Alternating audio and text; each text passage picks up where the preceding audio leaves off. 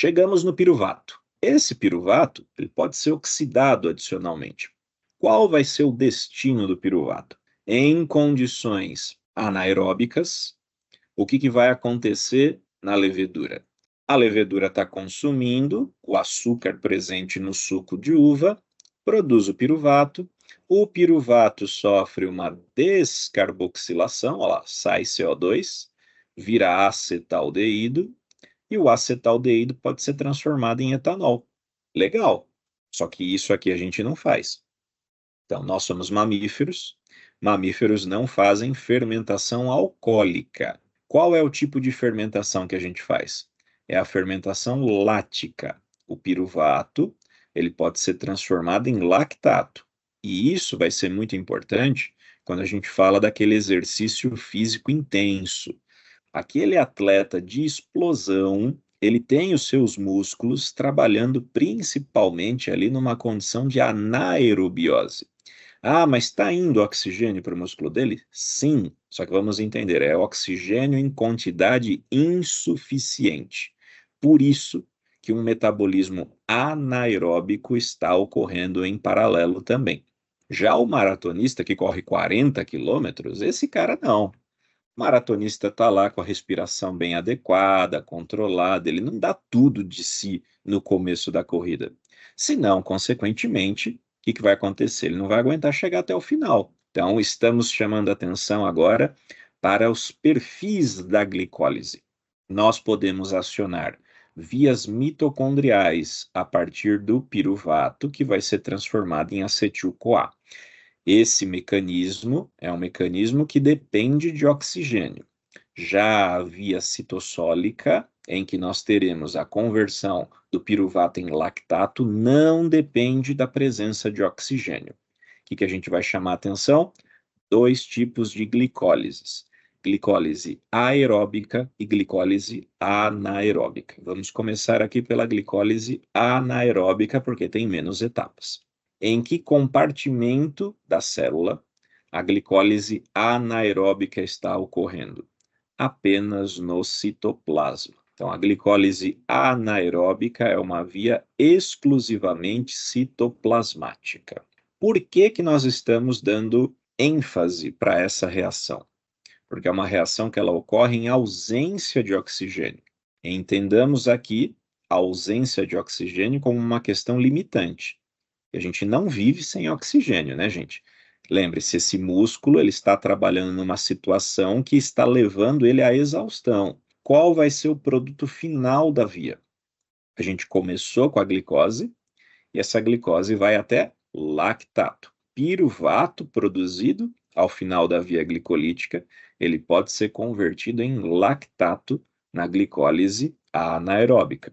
Tem sinônimos essas reações? Então, a via conhecida como glicólise anaeróbica, ela também é chamada de fermentação láctica. Esta via está consumindo ou produzindo moléculas de glicose. Então, eu estou consumindo moléculas de glicose. Se eu consumo moléculas de glicose, eu estou tirando moléculas de glicose de algum lugar, certo?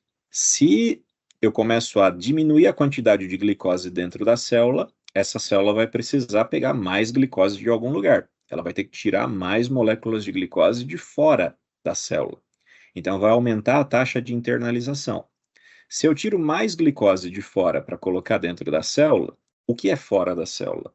É o líquido intersticial.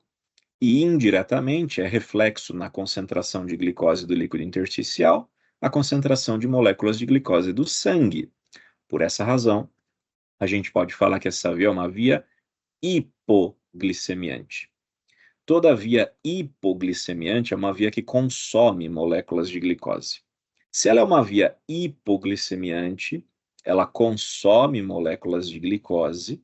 Nós estamos dando ênfase para o músculo, que é um local onde ela vai acontecer. A gente pode falar que é uma via que ela é ativada pelo hormônio insulina. Então, toda vez que a gente tem vias hipoglicemiantes, nós vamos ver que existe um padrão. As vias hipoglicemiantes são ativadas pela insulina. E as vias hiperglicemiantes produzem mais glicose, elas são ativadas pelo glucagon.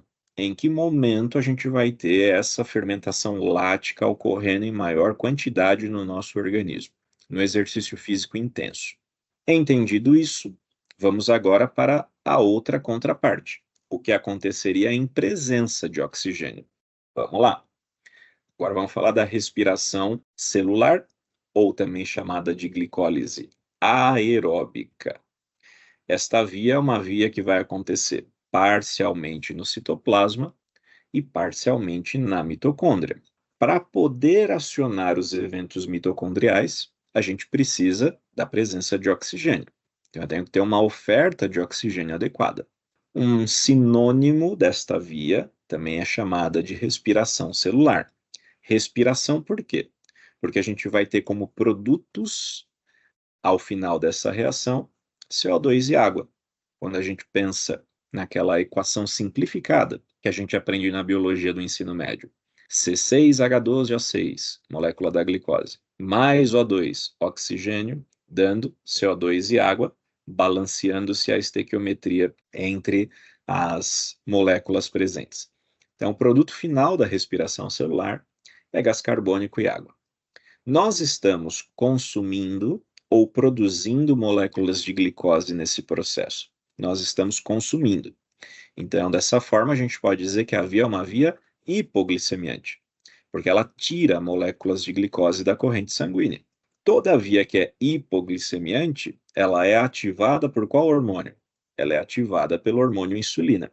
Então, no citossol, a glicose foi transformada até piruvato. Esse piruvato agora, ele pode sofrer uma descarboxilação oxidativa, formando moléculas de acetil-CoA. E o acetil-CoA, que tem 2 carbonos, né, o piruvato tinha 3, perdeu 1 na forma de CO2, ficou com 2. O acetil-CoA pode entrar no ciclo de Krebs. E o ciclo de Krebs gera moléculas reduzidas que podem agora passar pela cadeia respiratória. E lá na cadeia respiratória, a gente vai ter uma grande quantidade de produção de ATP.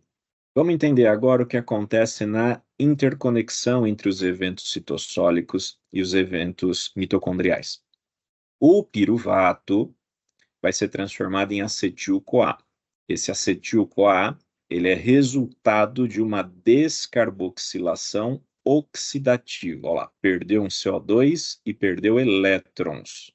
Então, uma descarboxilação oxidativa é fundamental para gerar a molécula do acetil-CoA. E é esse acetil-CoA que vai fazer o gancho entre os componentes da via glicolítica e o acionamento dos eventos mitocondriais no ciclo de Krebs, também chamado de ciclo do ácido cítrico. Aqui nós estamos vendo em etapas esta reação. O piruvato tem 3 carbonos. Primeiro ele sofre uma descarboxilação. Sai um CO2, fica um composto de 2 carbonos. Esse composto de 2 carbonos sofre uma oxidação, perde 2 elétrons. E agora ele pode se ligar à coenzima A. Coenzima A. Coenzima A vai servir só como um cabide aqui, para poder transportar esses 2 carbonos. O importante aqui é o acetil. O acetil são esses 2 carbonos. E a coenzima A é só um ligante. As reações mitocondriais, elas são fundamentais, porque especialmente o ciclo de Krebs, ele é considerado um ciclo integrador do metabolismo. A gente tem conexão de eventos que estão se dando tanto do metabolismo de carboidratos, quanto do metabolismo de aminoácidos, quanto do metabolismo das gorduras.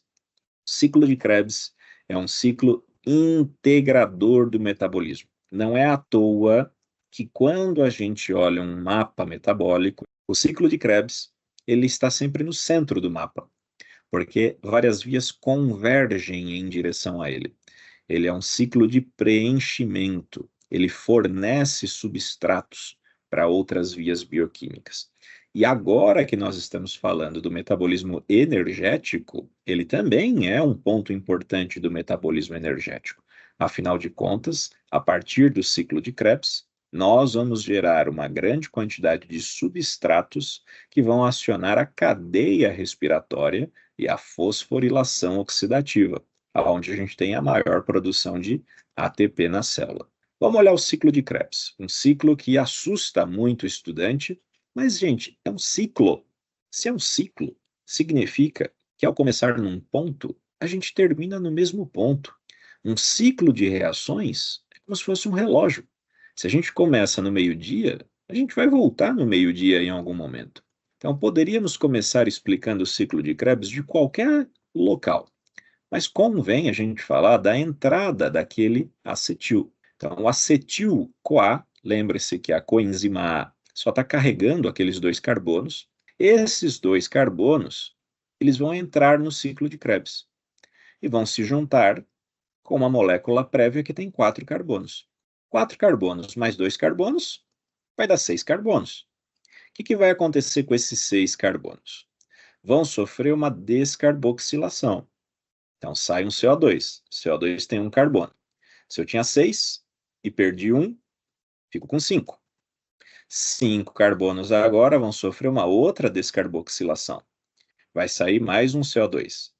Se eu tinha 5 e perdi mais um, eu fiquei com 4. 4 carbonos é onde eu comecei.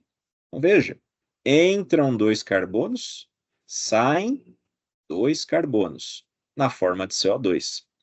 E ao longo destas reações, existem reações de óxido-redução importantes acontecendo, porque toda reação de óxido-redução precisa de uma coenzima importante. Aqui nós temos desidrogenases que usarão NAD como coenzima, produzindo NADH, como a gente pode ver aqui destacadas, e tem óxido-redução, que tem desidrogenase, que vai usar o FAD, e aí vai sair o FADH2.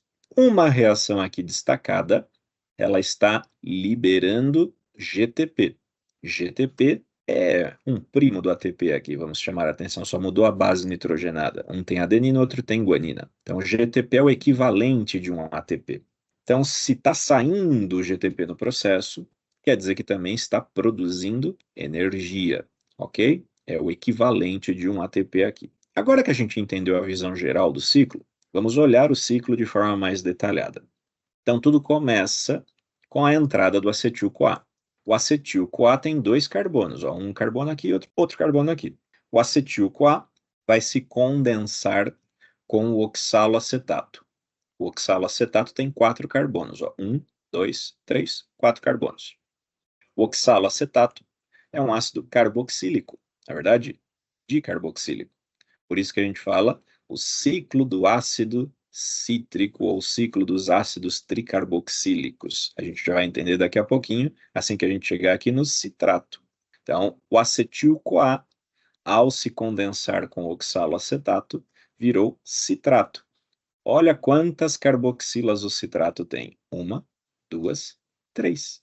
Então, por isso que ele é chamado de ciclo do ácido tricarboxílico, ou ciclo do ácido cítrico, a partir do citrato. Essa é a primeira reação.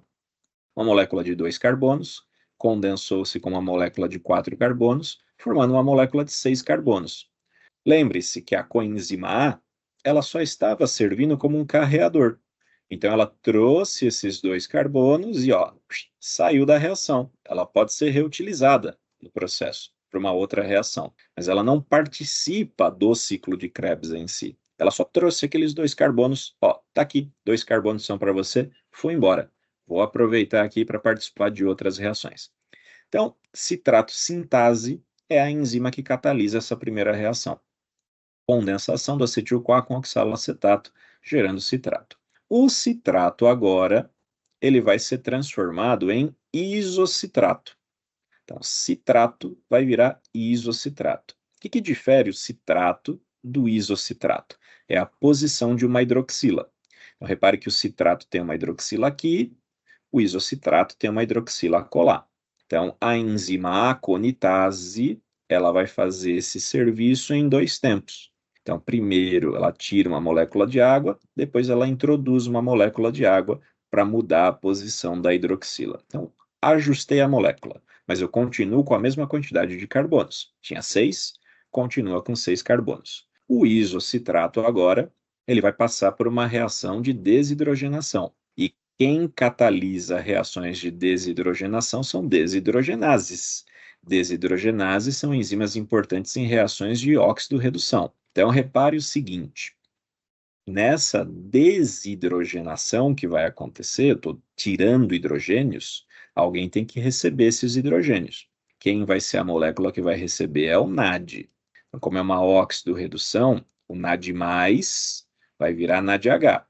Ele recebeu um próton e 2 elétrons no processo. O outro hidrogênio na forma próton, H+, vai para o meio.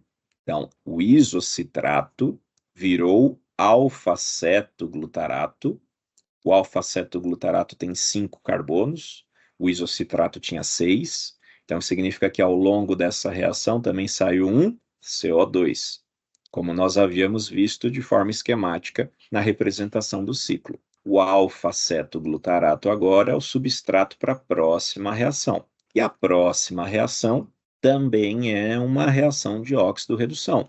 Consequentemente, a enzima em questão é uma desidrogenase. Uma desidrogenase precisa de uma coenzima para funcionar, e no caso a coenzima é justamente um NAD. Então eu também vou ter a transferência de elétrons para esse NAD, e o NAD vai virar NADH. Entra na reação aqui uma coenzima A reduzida. Essa coenzima A, ela vai participar da reação e o alfa-cetoglutarato vai virar succinil-CoA. Succinil-CoA é o substrato da próxima reação. Então, veja, já saiu um CO2 aqui e já saiu outro CO2. Entraram 2 carbonos, saíram 2 carbonos. O succinil-CoA, ele vai participar agora de uma reação que a gente chama de uma fosforilação em nível de substrato. Por quê? Porque um fosfato inorgânico vai de tabela ser adicionado a um GDP, formando GTP, aproveitando a energia que este succinil-CoA vai liberar quando for transformado em succinato. Então, o que é uma fosforilação em nível de substrato? Uma dada reação libera energia suficiente para que uma outra reação receba essa energia e possa gerar um equivalente de ATP, no caso é GTP. A fosforilação, um fosfato inorgânico, ao GDP, formando GTP, precisa de um mínimo de energia que é liberado. Arredondando, que a gente não é engenheiro para fazer as contas precisas, é perto de 10 quilocalorias. Então, essa reação, ela liberou no mínimo 10 quilocalorias, e que é suficiente para a gente poder grudar um fosfato inorgânico a um GDP. A enzima que catalisa essa reação é a succinil-CoA sintetase, também chamada de succinato-tioquinase, e dessa forma, enquanto succinil-CoA foi transformado em succinato, veja, ele tinha uma coenzima A, essa coenzima A sai na reação, houve a liberação de energia suficiente para que a gente pudesse formar um GTP no processo. E o succinato agora, ele vai participar da próxima reação. O succinato vai sofrer uma nova óxido-redução. Então, a desidrogenase utiliza-se de uma coenzima, agora no caso a coenzima é o FAD, e o FAD vai ser transformado em FADH2. O succinato virou fumarato. Veja que o fumarato tem 1, 2, 3, 4 carbonos, assim como o succinato. 1, 2, 3, 4 carbonos. Não muda mais a quantidade de carbonos. Eu só estou mudando a estrutura da molécula. Succinato virou fumarato, liberamos hidrogênios e elétrons no processo que foram captados pelo FAD. Vem em cena agora a ação da fumarase. A fumarase, ela vai inserir uma molécula de água no fumarato. Então, o fumarato vira malato. E o malato pode participar de mais uma reação de óxido-redução catalisado pela malato-desidrogenase. A malato-desidrogenase agora, ela vai usar-se do NAD, o NAD pega os elétrons, virando NADH, e, consequentemente, o malato volta a ser o oxaloacetato. E o oxaloacetato foi onde a gente começou a discussão do ciclo de Krebs, condensando-se com o acetil-CoA. Então, ao longo desse processo, nós partimos de um ponto e chegamos no mesmo ponto. Oxaloacetato com acetil-CoA virou citrato, isocitrato, alfa-cetoglutarato, succinil-CoA, succinato, fumarato, malato, volta a ser oxalacetato. Quem é fonte de acetil-CoA? Olha lá, e aí é o gancho para a gente entender como aqui é um ciclo integrador do metabolismo. Porque nós, neste momento, estamos vendo a produção de acetil-CoA a partir do piruvato. E o piruvato veio da glicose. Só que eu também posso produzir acetil-CoA a partir de ácidos graxos. Eu posso produzir acetil-CoA a partir de corpos cetônicos. Vários substratos podem resultar em acetil-CoA. E resultando em acetil-CoA, o que a gente faz? Aciona o ciclo de Krebs. Então, o ciclo de Krebs é um ponto integrador do metabolismo importante. Estes intermediários do ciclo de Krebs podem ser destinados para outras vias do metabolismo também. Então, isso cria reações de preenchimento. E tem um termo técnico que a gente utiliza, chamadas de reações anapleróticas. Repare que ao longo de uma volta do ciclo de Krebs, nós tivemos a produção de várias coenzimas importantes aí.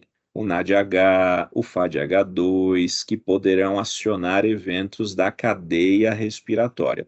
E uma reação liberou energia suficiente, que é a fosforilação em nível de substrato, onde um GDP foi transformado em GTP.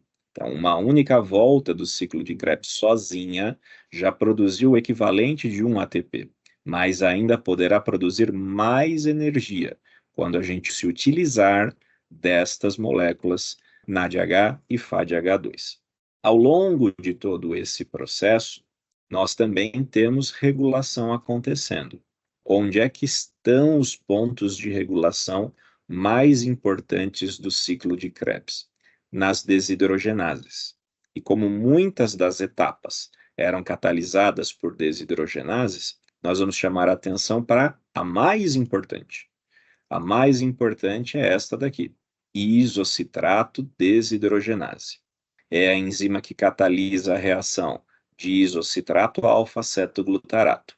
O que é que inibe a atividade da isocitrato desidrogenase? Na mesma lógica que a gente falou para a FFK da via glicolítica, se houver abundância de ATP, será que eu preciso investir numa via que produz mais ATP? Não. Então, a isocitrato desidrogenase ela é inibida por excesso de ATP. Por outro lado, e se eu tenho falta de energia, geralmente vai começar a mudar aquela razão, ATP, ADP, AMP. No caso, quanto menos ATP eu tiver, mais ADP eu tenho. Diferentemente do que a gente falou lá da FFK, que era acelerada por AMP, aqui a isocitrato desidrogenase é acelerada por ADP. Mas vamos entender que é um equivalente de menor energia. Se está faltando energia na célula, ADP sobra e o ADP acelera a atividade da isocitrato desidrogenase. Ela também é acelerada por cálcio e por ser uma desidrogenase, se começar a faltar NAD, vai ser um pepino para ela. Então, a proporção NADH, NAD+, disponível na célula, também vai influenciar a atividade das desidrogenases do ciclo de Krebs, especialmente da isocitrato desidrogenase. Repare que nessa figura, a gente também destaca outras enzimas que estão ali com seus xizinhos vermelhos representados. Tal como falamos da via glicolítica, existem mais de um ponto de regulação. Nós estamos dando ênfase para o ponto de regulação principal. Por quê? Porque é onde existe a enzima marca-passo, aquela enzima que é a limitante da velocidade da via. Mas aquela conversão de piruvato a acetil-CoA pelo complexo piruvato desidrogenase pode controlar o quanto de acetil-CoA vai ser ofertado para o ciclo de Krebs? Pode. É um ponto de regulação? É também.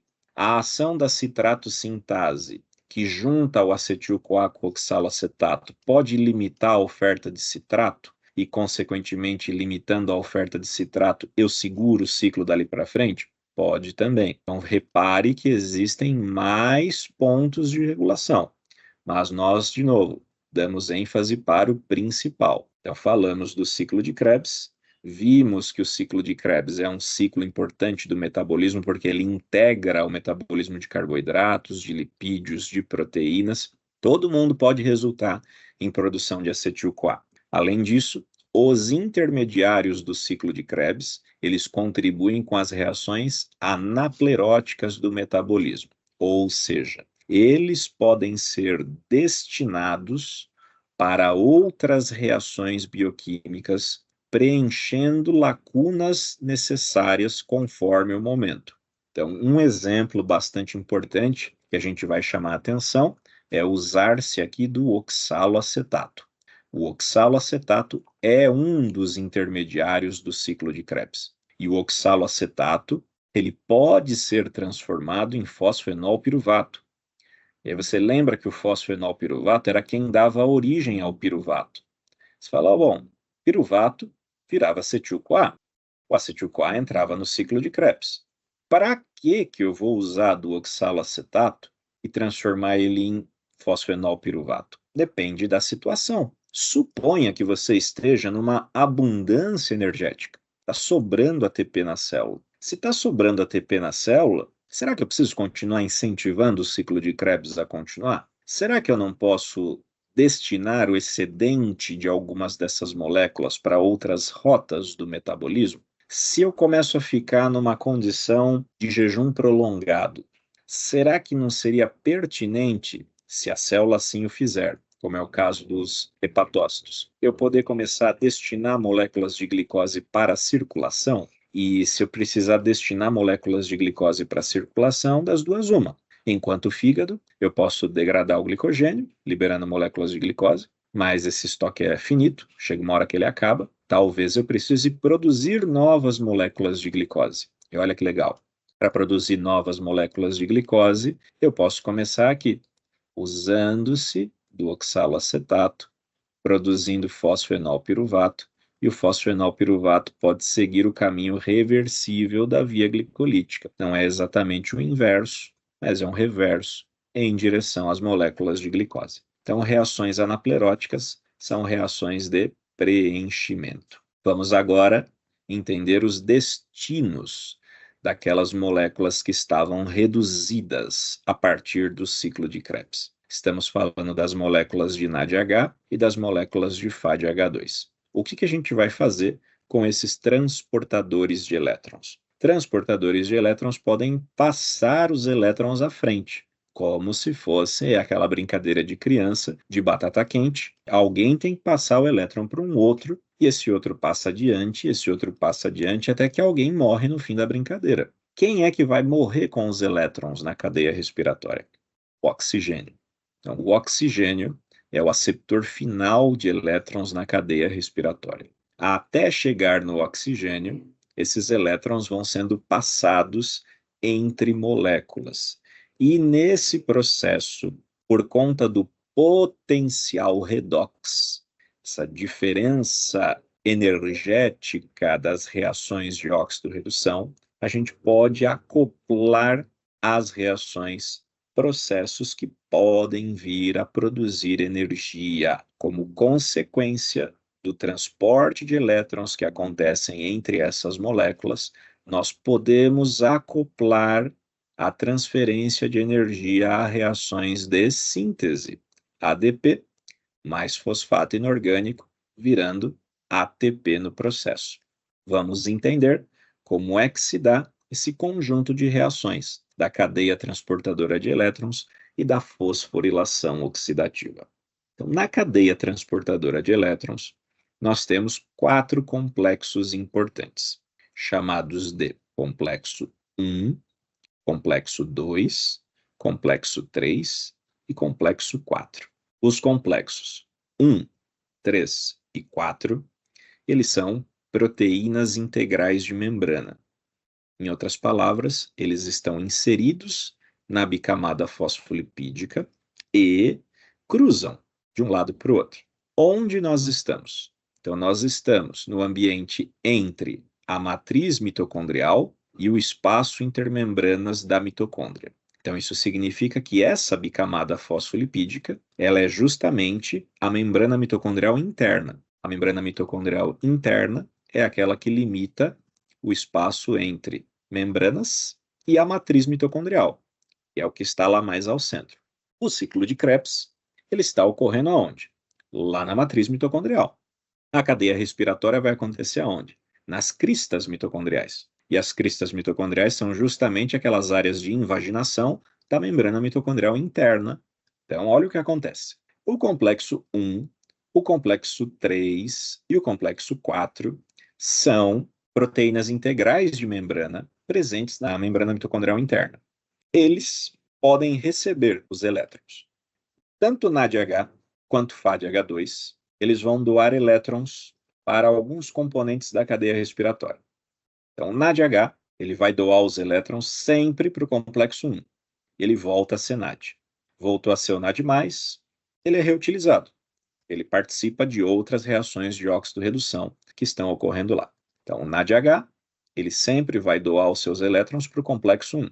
Só que, quando a gente doa o elétron, tem o íon H+, junto aí, não tem? Olha lá, NADH voltando a ser NAD+.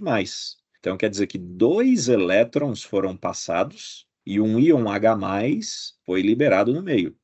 O complexo 1 da cadeia respiratória, ele permite o fluxo desse íon H+. Esse íon H+, ele vai ser passado em direção ao espaço intermembranas. No que ele foi passado em direção ao espaço intermembranas, aqui no espaço intermembranas, vai começar a aumentar a concentração de íons H+. E a gente vai começar a represar esses íons H+, nesse compartimento. Mas seguindo, a história não acabou. O FADH2, ele doa os seus elétrons para o complexo 2. O complexo 2, ele não tem a mesma estrutura do complexo 1. Ele não consegue passar um íon H+, porque ele não é uma proteína integral de membrana. Então, isso significa que, quando a gente avalia nessa dança de elétrons a quantidade de íons H+, que podem ser passados adiante, vai ser diferente se o doador de elétrons foi um NADH ou se o doador de elétrons foi um FADH2. Vamos colocar uma outra imagem para esquematizar esse processo. Vamos nos orientar espacialmente. Em cima está a matriz mitocondrial. Embaixo está o espaço intermembranas. O NADH doou os seus elétrons para o complexo 1. E no que ele doa os seus elétrons para o complexo 1, um íon H+, acompanhando essa dança de elétrons, pode ser jogado em direção ao espaço intermembranas. O que vai acontecer com esses elétrons que foram passados para o complexo 1? Lembra da dança das cadeiras lá, batata quente da criança, ninguém quer ficar com o elétron. O elétron vai sendo passado para frente. Os elétrons que foram passados ao complexo 1 são passados para a coenzima Q. A coenzima Q é um componente hidrofóbico que fica presente aqui dentro da membrana mitocondrial interna. Então, esse componente coenzima Q é uma coenzima que está aqui dissolvida. Ela é mais hidrofóbica, ela está dissolvida junto aos ácidos graxos dos lipídios presentes ali. Aí ela pegou os elétrons que foram doados pelo complexo 1 e ela passa para frente. Ela passa para quem? Ela passa para o complexo 3. O complexo 3 também é uma proteína integral de membrana. Então, quando os elétrons são passados para o complexo 3, um íon H+, ele pode ser passado em direção ao espaço intermembranas. No complexo 3, a gente tem passagens de elétrons em processos intermediários, que estão destacados aqui pelas moléculas que são chamadas de citocromos. Então, citocromos, eles são pigmentos. Ele tem uma conformação com um íon metálico no seu interior que pode transitoriamente receber esse elétron para passar para uma outra molécula. Então, por isso que a gente vê aqui o complexo 3 passando para o citocromo B e o citocromo B passando para o citocromo C1, que em seguida passa para o citocromo C. O citocromo C, onde que ele está? Ele está no espaço intermembranas. Então, ele é uma molécula solúvel, diferentemente da coenzima Q, que era uma molécula lipofílica. O citocromo C é uma molécula solúvel. Ele pegou um elétron, aí ele passa esse elétron para frente. Para quem? Para o complexo 4. O complexo 4 também vai passando os elétrons para outros citocromos. E, em resumo, ao longo desta troca de elétrons, mais um íon H+, pode ser jogado em direção ao espaço intermembranas. O complexo 4, ao final, ele vai passar o elétron para quem? Para o oxigênio. E o oxigênio mais elétrons mais íons H+, vai resultar na formação de quem? De água. Então, lembra que a respiração celular, ela gera CO2 e água. O CO2 a gente viu da onde vem, a partir das descarboxilações que acontecem no ciclo de Krebs. E a água? A água está vindo de quem? A partir do recebimento de elétrons que o oxigênio faz, mais íons H+, resultam na formação de água ao final dessa cadeia respiratória. Resumindo, veja, o NADH doou os elétrons para o complexo 1, e a dança de elétrons passou pelo complexo 1, pelo complexo 3, pelo complexo 4, passando íons H+ em direção ao espaço intermembranas. O FADH2 doava os elétrons para o complexo 2, e o complexo 2 não era uma proteína integral de membrana. Ele não ajudava nessa passagem de íons H+ em direção ao espaço intermembranas. Do complexo 2 vai para a coenzima Q, e da coenzima Q segue o mesmo caminho que a gente discutiu até então. Em outras palavras, quando um FADH2 faz a doação desses elétrons para o complexo 2, os únicos pontos posteriores aonde íons H+ podem ser jogados em direção ao espaço intermembranas são no complexo 3 e no complexo 4. Quem ajudou na passagem de mais íons H+ para o espaço intermembranas? O NADH ou o FADH2? Quem ajudou na passagem de mais íons H+ para o espaço intermembranas foi o NADH. Então, o equivalente energético dele é maior do que o FADH2. Em outras palavras, a gente vai conseguir produzir uma quantidade maior de energia a partir dos elétrons doados pelo NADH do que pelo FADH2. Como é que vai ser essa produção de energia? Por enquanto, a gente está entendendo só o acúmulo de íons H+, aqui nesse espaço intermembranas. Esse acúmulo de íons H+, vai gerar um represamento, que a gente chama de força próton-motriz.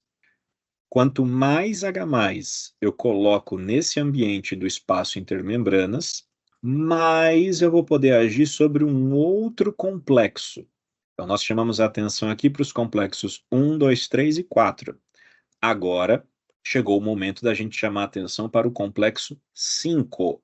Quem é o complexo 5? O complexo 5 é uma proteína chamada ATP sintase. A ATP sintase, ela funciona como um rotor de uma usina hidrelétrica. Lá na usina hidrelétrica, quando a água flui por dentro do rotor, ela gira o rotor. E ao girar o rotor, gera eletricidade. A analogia é a mesma aqui. Todos esses complexos que nós discutimos, especialmente o 1, o 3 e o 4, eles estavam jogando íons H+ para o espaço intermembranas, aumentando a quantidade de íons H+ no espaço intermembranas. Por onde os íons H+ podem fluir de volta para a matriz mitocondrial? Apenas através do complexo ATP sintase. E quando eles fluem por dentro do complexo ATP sintase, eles rotacionam o complexo ATP sintase, fazendo com que essa energia cinética aproxime o ADP de um fosfato inorgânico, produzindo ATP. Ora, se o NADH, ao doar os seus elétrons, permitiu uma passagem maior de íons H+ para o espaço intermembranas, agora ele vai fluir em direção à matriz mitocondrial, permitindo uma produção maior de ATP. Qual é o câmbio aqui? Aí depende do quão exato a gente deseja ser. Se a gente for fazer uma estimativa, a gente pode dizer cada FADH2 ele tem um equivalente energético de produção de 1,5 ATP, enquanto que um NADH ele tem um equivalente energético de 2,5 ATP. Só que trabalhar com valores quebrados complica um pouquinho a gente que é da área biológica. Turma de engenharia, turma de nutrição precisa desses cálculos mais detalhados.